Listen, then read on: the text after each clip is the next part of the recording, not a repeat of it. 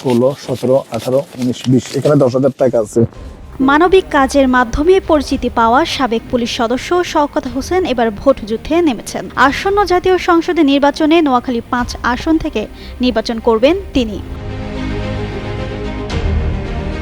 কোম্পানীগঞ্জ, কবিরহাট উপজেলা ও অসদিয়া নিয়াজপুর ইউনিয়ন নিয়ে নোয়াখালী 5 আসন।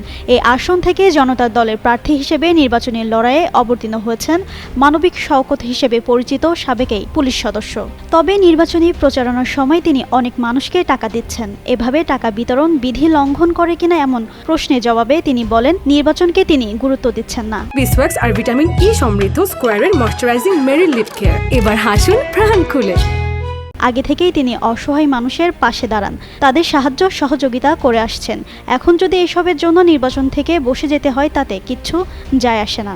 আমার আগে থেকে এর কার্যক্রম, এটা আমি 10 বছর আগে থেকে যে মানুষগুলো পচে গলে পোকা পড়ে যায়, দুনিয়ার কেউ দেখেন নাই। নির্বাচন তো বড় কথা, এরকম 10টা নির্বাচন চলে গেল, আমার কিচ্ছু যায় আসে না।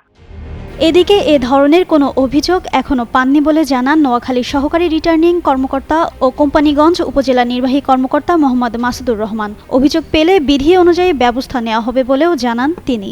আমাদের কাছে এই ধরনের কোনো অভিযোগ আর কি আসেনি আর কি। আপনি প্রথম বললেন, এরকম অভিযোগ আসলে আমরা আর কি তাৎক্ষণিক ব্যবস্থা নেব। আমাদের এখানে এক্সিকিউটিভ ম্যাজিস্ট্রেট রয়েছেন।